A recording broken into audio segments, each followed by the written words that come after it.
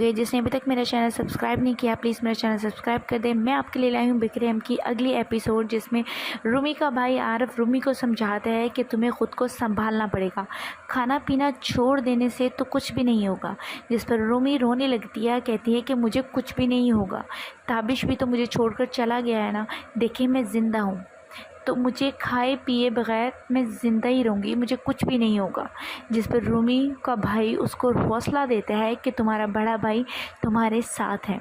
ادھر سارم سیرش کو کال کرتا ہے اور اس کا بھائی کے مر جانے کا افسوس کرتا ہے، جسے سیرش سن کر کہتی ہے کہ مجھے اچھا لگا آپ نے میرے دکھ کو سمجھا، اور سارم اسے کہتا ہے کہ جتنے دن لیو پر رہنا ہے تم رہ سکتی ہو۔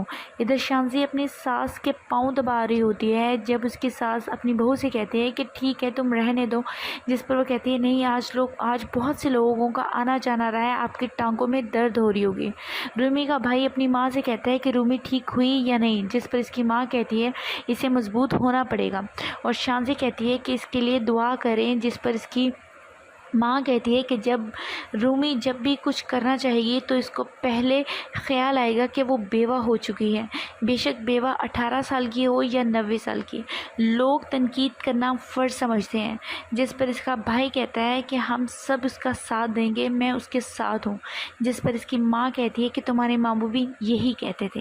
ادھر عارف رومی کا بھائی گہری سوچ میں پڑ گیا ہوتا ہے کیونکہ اس کی ماں وہ بہت ڈیپ باتیں کر جا رہی ہے، تو شانزیہ کہتی ہے کہ آپ کو کیا ہو گیا کہ سوچ میں ڈوب گئے، جس پر عارف کہتا ہے کہ ماما جو باتیں کر رہی تھی وہ ان کی زندگی کی تلخ تجربات تھے اور ساری تلخ حقیقت ہے جو میں محسوس کر رہا ہوں، جس پر شانزیہ کہتی ہے کہ اس کے سسرال والے بہت اچھے ہیں، تابش ان کا اکلوتا بیٹا تھا، وہ رومی کو کہیں نہیں جانے دیں گے، آہل اس خاندان کی اکلوتی اولاد ہے اور رومی کے لیے بھی یہی بہتر ہوگا کہ وہ اپنے سسرال میں رہے، جس پر عارف کہتا ہے کہ تم چپ رہنا، رومی کا جو بھی فیصلہ ہوگا وہ اس کو کرنے دینا۔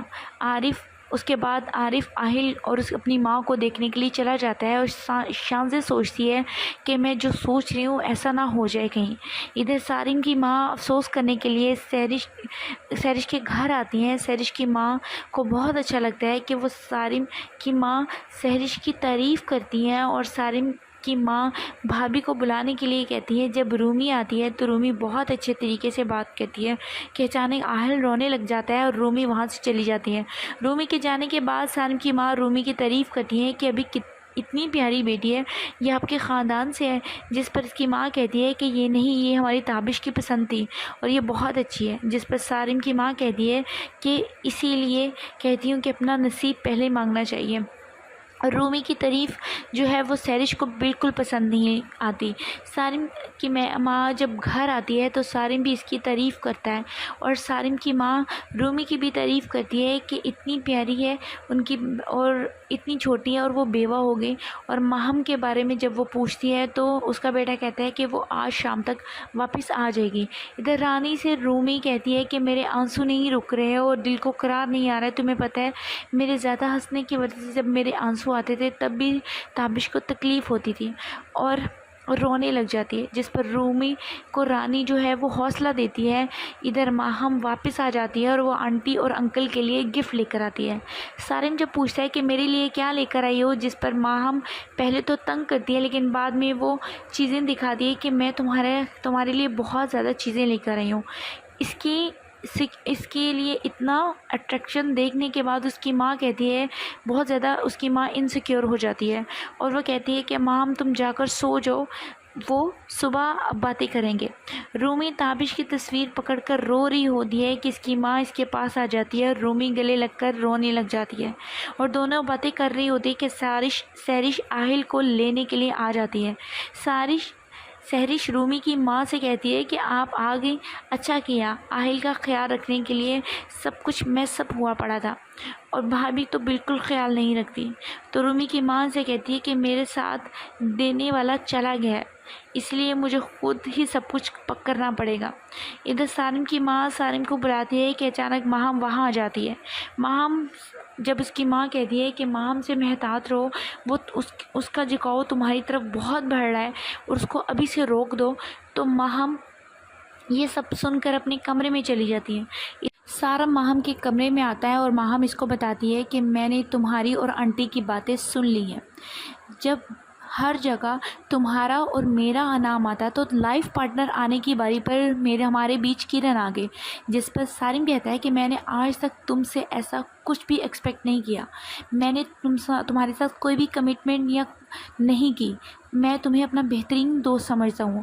بہتر یہی ہے ہماری ریلیشن شپ میں تلخیاں نہ بڑھاؤ. جس پر سارم اس کو سمجھاتا ہے اور کہتا ہے کہ تم تیار ہو جاؤ، ہم باہر چلتے ہیں. اور ماہم کا موڈ ٹھیک ہو جاتا ہے. اگلی صبح سہرش اور رومی کی ٹکر ہو جاتی ہے. سہرش رومی کو ڈانٹنے لگ جاتی ہے کہ اس کی ماما وہاں آ جاتی ہے. جس پر وہ اپنی ماما سے کہتی ہے کہ بھابھی مجھے کہہ رہی ہیں کہ جتنا مجھے دکھ ہے اتنا آپ کو نہیں ہے.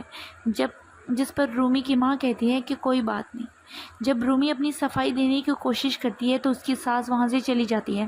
ادھر سہرش اپنی ماں کے کان بھرنے لگتی ہے کہ سہرش کی ماں اس کو کہتی ہے کہ درگزر سے کام لو. اور سہرش کہتی ہے کہ بھابھی تو شادی کر لے گی. جس پر اس کی ماں کہتی ہے کہ اس کو جو کرنا ہے وہ کر لے، اس کا ذاتی مسئلہ ہے. جس پر وہ آہل کی بات کرتی ہے کہ میں آہل کے بغیر نہیں رہ سکتی، وہ ہمیں دے دے. جس پر سہرش کہتی ہے وہ ہمیں دینے کا کیا مطلب، وہ ہماری اولاد ہے اور ہمارے پاس رہے گی. جس پر سہرش کہتی ہے کہ وہ یہاں سے نہیں جائیں گی، ان کو یہ ساری آسائشیں ملتی ہیں، وہ یہاں سے کبھی بھی نہیں جائیں گی. یہ سب باتیں ملازمہ سن رہی ہوتی ہیں. ملازمہ یہ کہہ کر کہتی ہے کہ میں نے آپ کے تمام کپڑے طے کر دیے ہیں.